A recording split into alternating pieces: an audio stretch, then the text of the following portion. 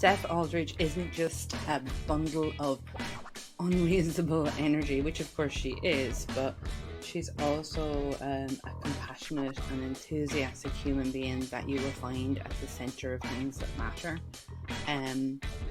Steph is always at the beginning of great things, whether it's related to neurodiversity or related to cybersecurity or just building relationships between the two.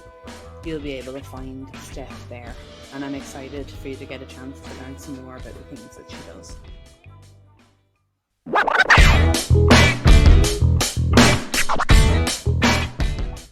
So Steph, I'm going to talk to you today about a whole bunch of different things because you are like my little gold star and tick so many boxes of things that I'm interested in and that this podcast is focused on. But I guess to begin, let's start with neurocyber, because I know that that's something that's important to you. Tell us, what is it? How'd you get involved in it? Where's it going? So neurocyber was sort of set up after an event we ran when I was still working at the Challenge, and I ran the kids activity track. We did it at Shrivenham. It was called the Neurodiversity Autism into Cyber event. And when the networks got hold of it, we had busloads of kids turning up, and some of the teachers were laughing, saying, well, MOD it might be, but they didn't want to get on the bus and count all the heads. Right? They just let the kids come in. It was brilliant. And we had 3 sets of activities. The first activity was run by NCC, and it was sort of, they probably won't want me to say it, but it was a sort of hack this website and change something up here. Yeah. And we had 2 13-year-old boys who managed to do this 30-minute activity in 120 seconds. No. 13-year-old lads, right, wearing hats, sunglasses and ear defenders. What buzz that must have been, though, to see it happen that fast. Like. Crazy. The second activity, when we shifted them round, was run by GCHQ, and it was a picture of a Lamborghini, yellow Lamborghini, and the question was, find out as much information as you can about this car. Well, the second lot that turned up were done in 4 minutes. They're like this. Yeah, we're How have you finished? We just copied all the cookies from the last set of searches. I love it. Out of the box thinking, like, yeah. Right? Yeah. And meanwhile, I'm sort of, loitering around the food area where the mums, the teachers, the supporters were. And really, for the second event we ran, we realised quite quickly that these people are your champions. Yeah. They're the ones really that should have been sitting in the business track, listening to how the cyber industry, GCHQ, NCA, all of those people have ERGs specifically for autistic people, and how it supports parents first. The parents go to those groups first within a company because, they've had a baby and now the 3-year-old has been diagnosed, all of this. So this is what an ERG gives a company. And I really wish we'd had them in there. But at one point, I had one lady come over to me. She said, oh, my God, look at my son, look at my son. It's like 2 lads in school uniform with their mobiles out. I'm thinking, and she said he swapped groups to be with that boy. She said, he's 16. They're swapping numbers. I've never seen him do this before. Wow. He doesn't have any friends. And I thought, how do you be the parent of a 16-year-old kid who doesn't have any friends? You're their only social contact then, surely? Right? That's tough. Right. So, yeah. And I have seen, and the beauty of neurocyber and the beauty of the work that Cybersecurity Challenge were doing in those days was it was bringing people of all backgrounds together in face-to-face competitions after playing online rounds, who would then meet each other after seeing a leaderboard. Yeah. And they'd be like, oh, you're so-and-so and you're so-and-so, and I was with Cybersecurity Challenge for about 8 years. And towards the end of that, I ended up being at this big competition that was being run. And I'm sitting there and somebody turned around and said something. And I was like, oh, I'm Steph. and they were like, what, Steph that run the Cyber Centurion competition? And I was like, well, yeah. Yes, of And course. it went round like wildfire. I was a thing because I'd managed every weekend. I was on Twitter, I'm helping the students, I'm on the phone, I'm doing all of this stuff. And every kid in that room knew who I was.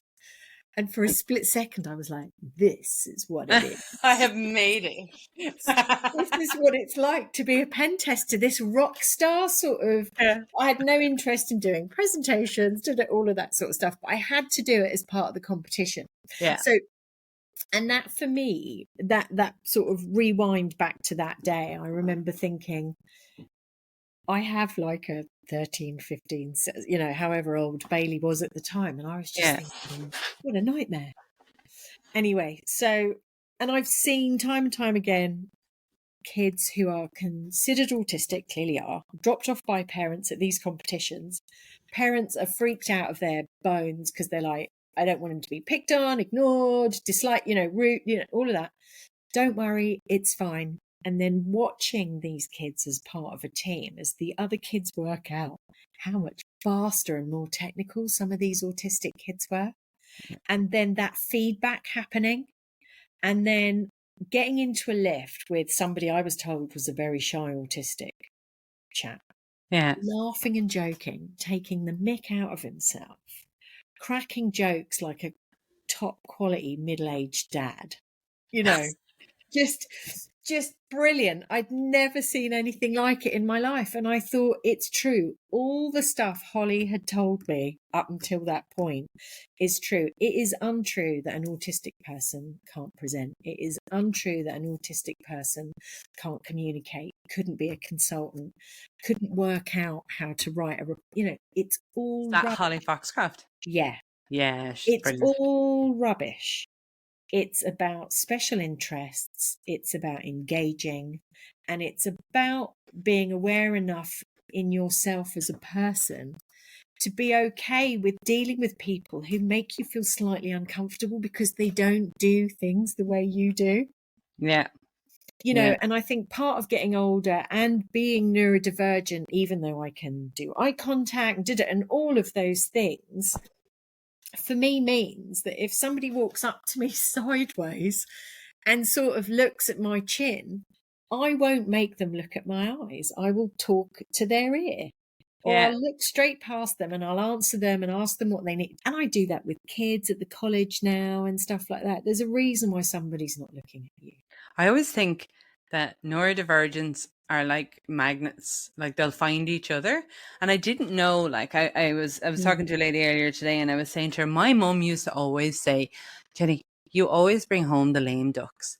And I was always mortally wounded by this because my friends to me were the coolest friends ever. And she was like, they've always got something that's a bit odd. Now, my mother's been well schooled in it all since then.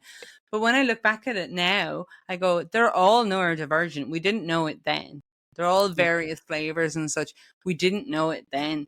But now that we do, I realize that as somebody who felt different or left out or on the outside of conversations or things that were going on, I've learned as an adult, I can't read between the lines. Didn't know that was a problem. Now it makes sense.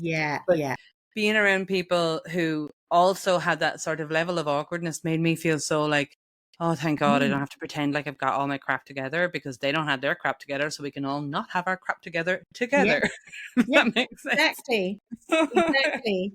And I think, and so sort of off the back of that event and the sort of feedback that we did, and I went round and I created questionnaires and I got the survey and I wrote up the report, and made sure everybody got it. So my special interest at that point was autism. Yeah. Cool. And I kind of didn't know why, but there was a sense of injustice. There was a sense of, if the industry needs to have more skilled people in it, then, where are they hiding? Where are they hiding?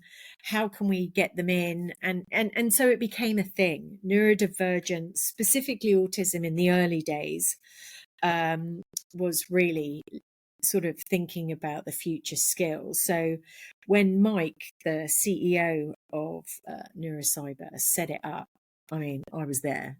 I'm doing minutes, I'm doing notes, I'm chasing everyone. This is what we're going to do, all of this sort of stuff. This is how we're going to do it. This is why we're doing it. Setting up a second event, all of that kind of stuff, and chasing down and inviting. So learning from the mistakes. And now I'm running sort of workshops at the second event. We've got some great speakers, cabinet office. I can tell you what I do for a living, Steph, but then I'd have to kill you. Those kind of people. Love them. My favorite. Having all of these chats, listening to parents of in cyber with neurodivergent children saying, I've got neurodivergent kids that I now look after as part of this club that I formed because I was overqualified in my local area. So I just set up this club. These kids are being sent out of school because they can't cope. They're coming to us sort of shut down. And then after we just ignore them for a few weeks. There's computer stuff, trash everywhere. Bit by bit, they'll start building. And we've got to a point now, is this guy's experience, that we are having kids that are 16, 17, 18 doing apprenticeships at the Big Four. No way. Right? It makes sense, but also, wow. Yeah. That don't want people, that don't want the term autistic or neurodivergent. And I think that's kind of where we're going. It's kind of where we're going. Where we want to be is in a situation where, I'm not talking about, floating around and levitating and accepting everything that sort of comes our way, but I kind of am, in the sense that a company's looking for people. It has to be focused on the skills. And you get that set of skills on board. And if that person's missing a few skills, then, it should all really be skills based. Yeah. But if that person doesn't want to talk to you or needs to play Candy Crush for 15 minutes every 2 hours at exactly 1/4 to that hour, but their output is amazing and they're doing the job, what do you need to succeed in this company? Yeah.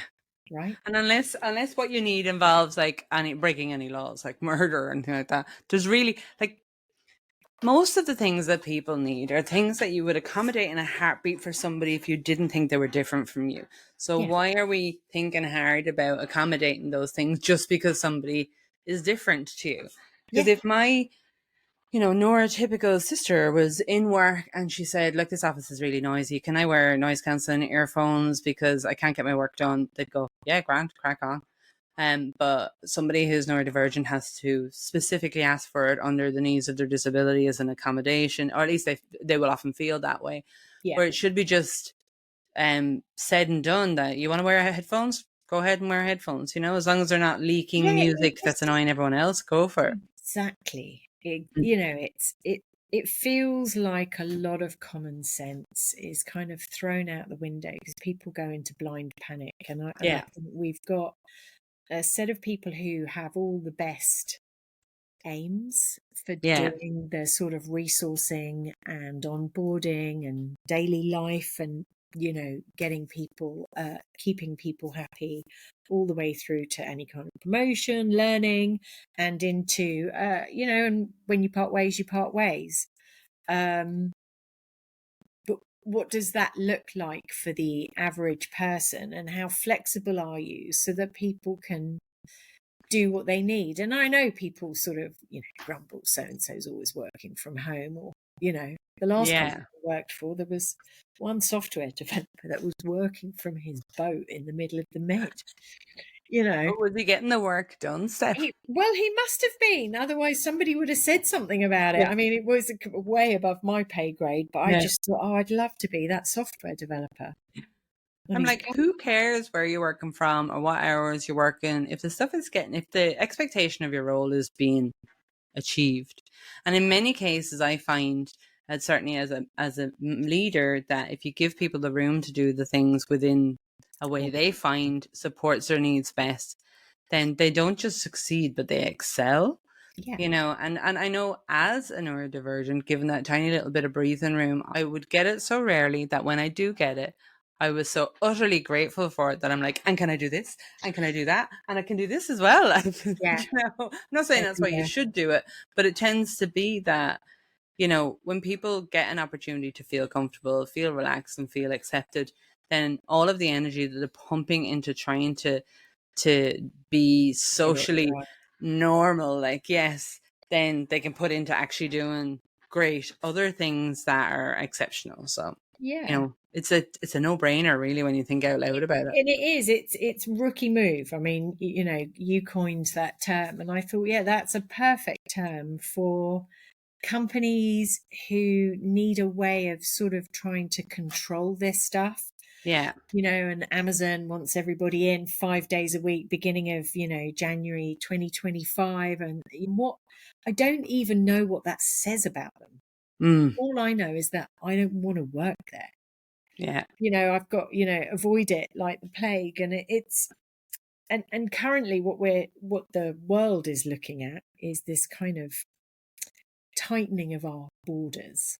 So Yeah. there's less migration, and actually what we've got is just whoever's left within the country in order to find out, do you have a skill set, do you want to work in cyber? And we're competing now, we're competing internally within our own. It's same as happening across the sort of ponds there in the States. And so if we can't engage the sort of 84% of neurodivergent people who are currently out of work, Mm, then they're a drain on the system in the fact that they are sort of taking not some working, money like, in yeah. order to survive, but yet because of some social scenarios, sensory issues, they can't do stuff the way a lot of the processes are set up to process Yeah. humans.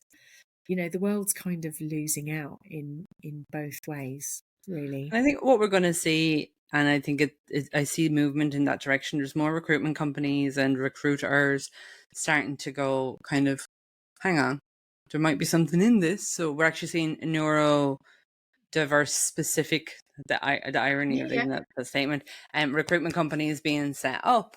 And I think the risk then, if you're talking about, let's say, a country as an island that wants to employ all of their people within the local yeah, remit, those people are going to work for global companies wherever else in the world that value them, as opposed to them being somebody they have to take on board because they're who's available within that physical remit. yeah, I mean, I like to go into the office from time to time, but at the same time, I like to choose when to do it, because if we go in a specific day every week, there's some weeks where that's just not happening. And I get nothing done because I'm distracted by everything in the entire office. yeah. Whereas if I'm at home, I might well go, I'll get up and I started running again. So I'll get up and I'll run early, and I'm going to start. My first call is at 8. And then I could still be working away at 8 o'clock in the evening, happily locked into something, because I can just do it, and I Yeah. can do extra hours, or I can take a longer lunch. But the stuff gets done. I'm much more relaxed, and I have no problem doing that. Whereas, yeah, I'm not anti the office. I can see benefits to No, it, but I think I'm pro choice about how you want to do it, yeah, whatever works for people. exactly. And I think actually a lot of young people currently, post COVID and the anxieties and social media and all of the outside sensory that has been thrown in the eyes and ears Yeah, of our kids, with the technology that they have access to all the time on a mobile phone. Actually going into an office and learning by osmosis, because you're hearing things, because so and so can show you quickly, and because you're young and you want to connect with other yeah, people and start, it's like my daughter, she loves going into the office. She loves hanging out with her friends. She loves going for drinks, spending too much money on sort of beers and all of that sort of stuff. Loves it, yeah, right?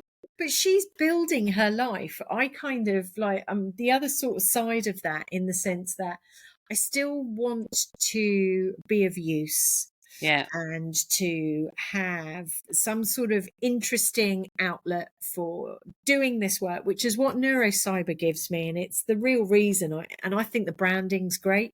Yeah. So, and people know it. And that's kind of why I stay involved with neurocyber, and after fintech, I was in fintech for 5 years, and I could go, oh, but I'm the director of neurocyber, whatever that means, and just sort of pick that back up. And now I'm back in cyber, doing stuff, trying to help. So there's an ownership, there's somewhere for me to belong in cyber through neurocyber. And I think that's what most people are looking for, somewhere to belong. Yeah. If you belong somewhere, then you've got value. If you've got value, then you've got some outputs, people care, and that's why we have to get better as an industry about including people who don't normally feel included. Yes. But could showcase an amazing skill set if given half the chance. Yeah.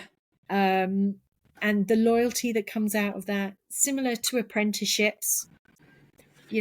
Apprenticeships build sort of loyalty because the kids, I'm not academic, but you're giving them access to jobs, and they're still going to college or uni eventually, and they're so grateful that they're getting paid and they're growing up. That's the process. And so you want your kids to be happy. Yes. I want my daughter to be happy, and they can't. They're with us forever, Jen. Certainly now with the way the housing market and all is, yes. Yeah. So until they've got a career, their next playground is the career. Yeah. So until they've got a career where they are energized, they are learning stuff, they are coaching, mentoring, because, it really interests them, and they feel like they've got something to give because they've learned something that maybe other people don't know yet. Yeah. They're part of a community. Yeah. And since my daughter got into fintech and does her, card operations, and amazing. I mean, I listen to her on some of the calls. She's way more professional than I will ever be. I don't know if I'm ready for them to be that grown up. Many of mine are adults, but none of mine have shown any interest whatsoever in working in anything tech. I'm like, they don't. And my daughter was the same. No, I'm doing geology. I like the outdoors. I'm never going to be stuck to a computer. No way. And then lands this job and is like, is that really how it works? And she's a mad woman for it. She's mad for it. And yeah, what she's learned, how she's learned it, the fact she belongs in that company, even necessarily, I think she's got to the point now that even if she wasn't with that company, she has a career, she has an industry that she's part of. Mm-hmm. So these are all the places in which we exist. Yeah. And if you can't belong somewhere, I think you're kind of in some sort of trouble mental health wise. I don't think it helps. I don't think that stuff helps. No. So, and they do say a lot of places, like, we talk about DEI, but we don't talk about DEIB enough, and the B is one of the most important parts of that, with your belonging part of it, because none of the rest of it falls into place if you don't feel like you belong somewhere, or that you have somewhere anywhere that you belong to, And I know I could relate to that. Yeah. People just refer to it as DEI, and I have done that a lot, refer to it as DEI, till a woman stopped me once and she was like, DEIB, and I was like, B? And she goes, belonging. She said it's the most part, or the most important part. She goes, all the rest of it doesn't matter if you can't do the belonging part, especially when it comes to a workplace. So DEIB. So outside of neurocyber, then you strike me as the kind of person that would have other pet projects. What else are you involved in? So I am currently co-director with Nigel Jones and John Madeline. I mean, I have no idea how I get to hang out with these amazing people, as part of CSE Connect, which is an NCSC funded or sponsored group of academics. Mm-hmm. Who are part of the academic centres of excellence, and clearly I'm trying to get them to add all the other universities currently. So we're running a sort of international business outreach piece, and part of that, the part of that Nigel set up was having lots of American academics over Yeah. from the US and showing them around the UK, the environments, the academic environments, NCSC, our chapters, all of the different places, and you and I are now on the DE&I B group for that. Which is loads of fun. And, actually your input's great. Your input's great. Every time Jen opens her mouth, she just sort of says everything that everyone does that with. And I'm like, thank God, can we move on to the next agenda point now, please? And I think being in a group like that, so these SIGs, these special interest groups, are important in many different ways. But I think being in a group like that, for me, I'm sort of representing the WESIS side of things to the women in cybersecurity. And it's easy because I love all of that side of stuff, live it and breathe it, and I'm doing it every day. And we've got a right mix of people there across like neurodivergent and various sexes and LGBTQ. And it's good to have such a mix covered in it and represented from the off, because way too often these things are thought of and added to something after the fact. So I was kind of intrigued by the idea that we were getting involved from the very beginning, which gives us a great opportunity then to actually make the difference where it matters and make it, to normalize the difference, if that makes sense, to make it something that happens from the beginning, which is quite exciting. Yeah, and I think there's always been something about education, just generally hanging out with academics, as long as you're talking about their area, their subject matter. Yeah. I've always just been, and then what about that? And what about this? And they're like, oh, blah, blah, blah. And they're telling me all this stuff. I didn't have to do a 3-year degree to find out stuff I needed to know. I just needed like an hour's attention of that lecturer. And so I've got I love academia in the sense that it feels way more accepting in general, because it is about ideas and exploring your capabilities and that idea of imagination and art and, and learning to communicate that in different ways. So education is that piece for me is really helpful and interesting, and seems to have less rules than the world of work. There's a lot of room for like opinion and growth. And even while you're saying that, I was thinking, so I get to be a judge this year at the Women in STEM Awards in Ireland. And currently I'm working through some of the nominations that came in. And of course, it being STEM, it goes, broader than the cybersecurity area. And then I can see the nominations that have gone in for people that are not even necessarily in the category that I'm judging for.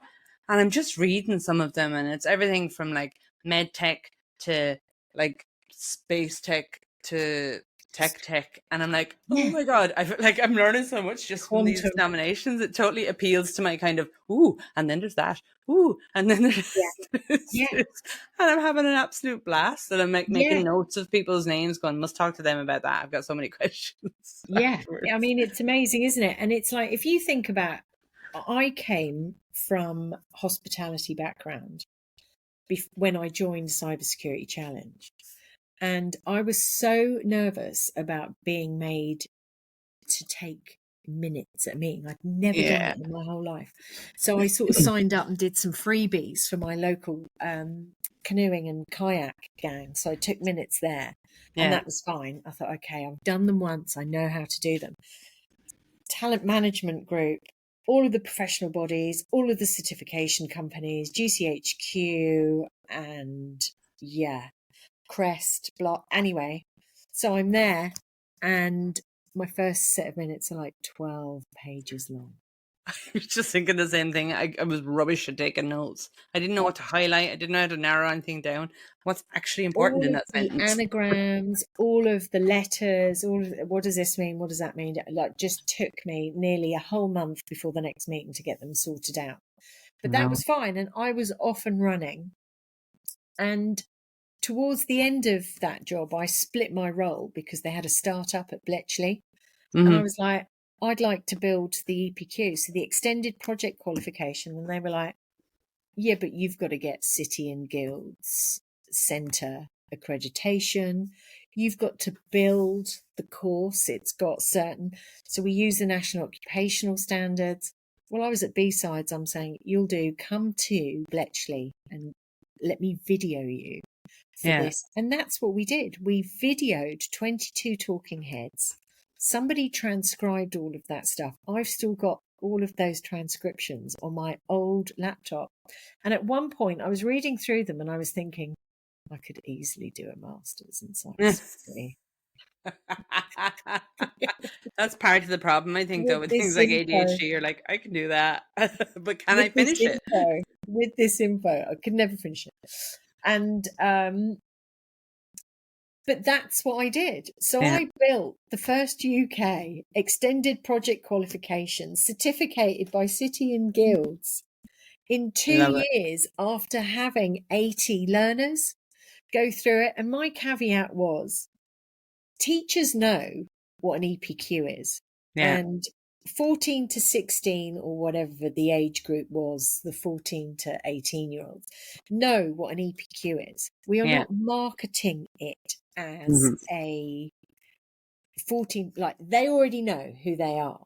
Yeah. But if I'm a career changer and working somewhere in cyber, or I want to go into it, and we have built all of the different areas and we have people talking about what is great about that role, and Mm-hmm. then they have things to work through. I said, we can get career changers engaged in this as well. Yeah. I said, please do not market it as an education to that age group and those people. For And we anyone. had 50-50. So we had like 30 or 40 students, but about 50 adults. And Cool. some of their workplace write-ups, I was like, oh my God, this is amazing. So they were taking the stuff into the office and going, right, why are you doing that like that? And what's your incident response? And what's, and Yeah. learning how to do a little CTF and all the I other love stuff. it. 2 years. Unheard of. I'm not saying I wasn't helped. I was. People really wanted this to take off. So, Yeah. right? Brilliant. Well done. Yeah.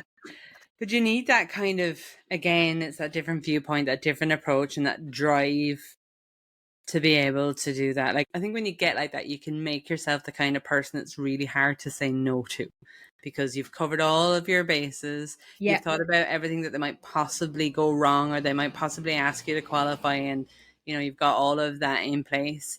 And your added advantage of being neurodiverse means you're going to do that quickly, and Yeah. it's like, that's a Don't situation. ask me What can go how, I wrong? just will. Just don't ask me Exactly. how, I just will. What's the problem statement? I'll fix it.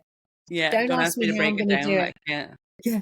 Or ask me to give you a timeline of my plan. Yeah, good I luck have a with them. colleague that used to crack up every time I had to speak publicly somewhere, and she'd be saying to me, "Have you got your presentation ready to talk?" And it could be, let's say I'm talking on Friday and this is Monday, and I'm going, "No."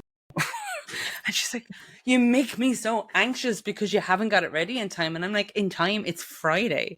This is Monday. Today I'm dealing with Monday's doings, and I might entertain Tuesday's doings, but Friday might Yeah. as well be years away." Like, and Yeah. if it was really big or really something I hadn't presented before, I might start it on maybe on a Wednesday, but I'd just break out how many slides I need and put some pictures in it. But I would ultimately pull it together kind of on Thursday and run through it Yeah. Thursday night. I always drop something in my sister's calendar for the ones I'm really nervous of, and I'm like, listen to this.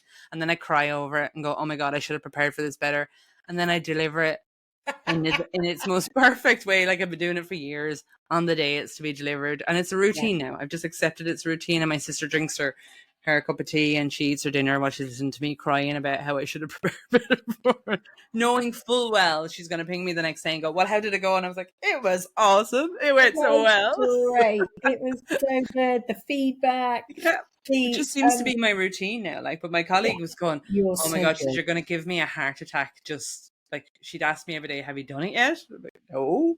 She just couldn't. No. She would prepare for weeks before, which is, the typical way to do it. And there's absolutely the right way. Like, but I'm one of those ones, definitely one of those ADHDers that when there's a deadline. But Yeah. it's that thing, isn't it? It's not urgent, and therefore there's just not enough No. dopamine. So I No. don't act until I'm up against the wall, quite frankly. And that EPQ is currently sitting with SciSec. When I Yeah. came back into cyber, I was like, SciSec have it? Really? Deadly. Brilliant. You've made it. Loved it. Love that fact. So then, as So somebody who's been involved, like you've seen the difference that it makes to kids that are neurodivergent to approach things differently and entertain things differently, and you've seen the difference with regards to people in the workplace being accepted, and you've created training and stuff around that. If there was one more thing that you'd love to be able to sink your teeth into and tackle and change, if you're allowed to, or if you had the resources to, within cybersecurity as an industry, what would it be? within so more careers fairs. The kids have got nothing. They Yeah. need a careers fair. We shouldn't keep having these massive events where they're walking around like going, oh, I've got a red brick degree and I can't Yeah. get a job. What am I doing wrong? And nobody wants to talk to them because all the vendors just want to sell. Yeah. And I'm kind of like, anyway, that confuses me. Like, who goes to these things to buy stuff? Actually, now that you say it, I don't think I've I've been never at a bought career them. fair since 2016. I Yeah, couldn't even that's tell you when I right. saw the last one. Oh, That I've was tagged in you Ireland. in Like, everything, Jen, because I know that your extensive following means that you'll be able to get it out there. So yeah, they only let the students in the afternoon on day 2 of DTX. no way. And so I've got LinkedIn profile, help, CV workshop, help, Brilliant. and a guy that's got a platform that says he transforms, the lives of 18 months running across his platform. They're work ready for companies. And he's got a cyber game that he's going to play with that. And I Ooh, thought, yeah, come along. He's like, but I am making money. I was like, good for you. that's really cool. Because, Yeah. yeah, only So you I made me think, think about it. I'm like, we need more of that, more conversations about what the roles are, what they mean. And in cybersecurity, there's so many different names for often what's the same role as yep. well. Like even I've done security engineering, but that's sales engineering traditionally. Solutions engineering, it's called now. It's the same Okay. stuff, like, but Sounds it's got way more many different technical though. names. Yeah. So Yeah. how are they supposed to know? Yeah. And I think actually there is still a bit of a space in the market for a company like Cybersecurity Challenge. Here's some online games. Yeah. People are playing them and then they get invited to speak with sponsors through doing a face-to-face on maybe a Friday Yeah. or a Saturday. Yeah. And, what we were finding in those early days, way back when, was that kids were like, really? I can get a job doing this stuff? How And that's cool, before like, the yeah. degrees, Jen, Yeah. And now we're sort of up and running. We've got the degrees and kids are just, recruiters aren't interested in early careers because it doesn't make them enough money. Yeah. It's kind of, so. But they're needed. They're needed everywhere, like, because, Yeah. that's just the nature of the business. Everyone else is Yeah. wanting to get promoted, so So we need to get them in. pipeline. And so little careers fair, see how that goes. Really Every time. creative. I like Yeah. that. The more of that, Yeah. the better. Yeah, exactly. Well, Exactly.